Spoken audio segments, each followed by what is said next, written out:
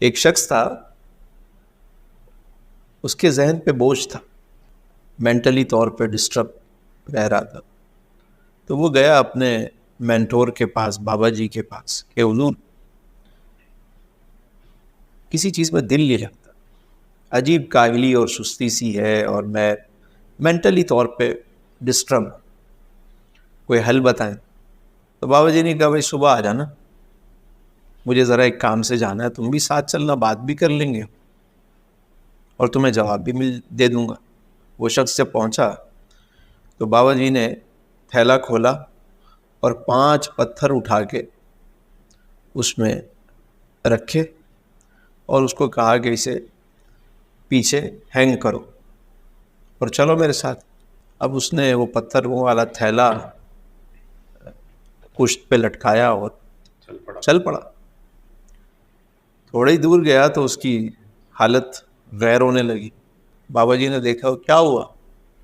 कहा जी चला नहीं जा रहा। एक पत्थर निकाल के बाबा जी ने रख दिया, कहा अब चलो।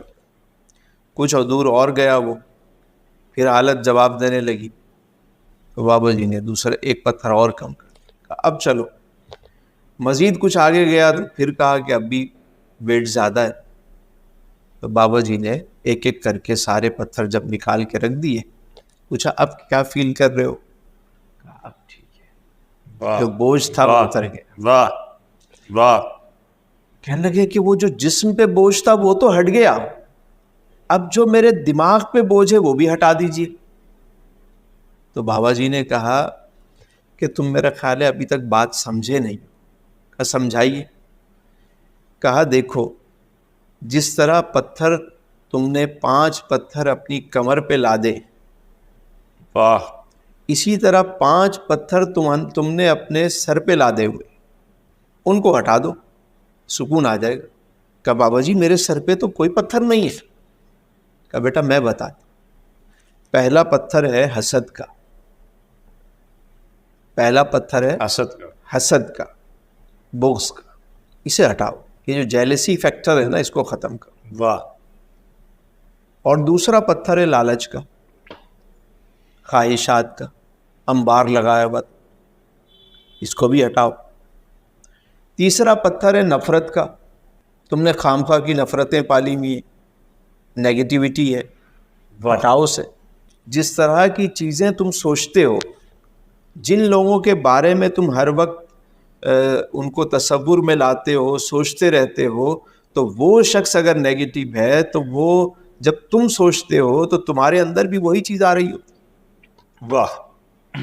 ये जो हर वक्त कहा गया कि ख्याल को पाक रखो, पाक रखो, अच्छी चीज़ें तसव्वुर में लाओ, तो उसकी वजह क्या होती? यही होती कि जब एक ही चीज़ का ख्याल आ रहा होता है, वो अगर नेगेटिव चीज़ है तो तुम्हारे अंदर वो चीज़ें खुद ब खुद आ रही, हर वक्त आ रही। वाह।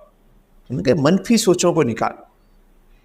और आखिरी बात, लोगों को मुआफ न करने का जो पत्थर है वो भी तुमने उठाया, माफ कर। जब सबको माफ करोगे, बात है। वाह। दिल को साफ करोगे, वाह। ये सारे पत्थर एक तरफ करोगे, जिस तरह तुम्हारे जिस्म का बोझ खत्म हो गया, इसी तरह तुम्हारे दिमाग का बोझ भी उतर जाएगा। उस्ताद अशफाक साहब फरमाते थे कि कोई फूल होता है और कोई कांटा होता है, कोई फूल होता है और कोई कांटा होता है। फरमाते थे कि अगर तुम फूल नहीं बन सकते तो कांटा तो ना बनो। वाह वाह वाह। और फिर फरमाते हैं, बड़े लोगों की बड़ी बात है, फिर फरमाते हैं कि जब तुम कांटा नहीं बनते तो बिल आखिर कुदरत तुम्हें फूल बना देती है। वाह वाह।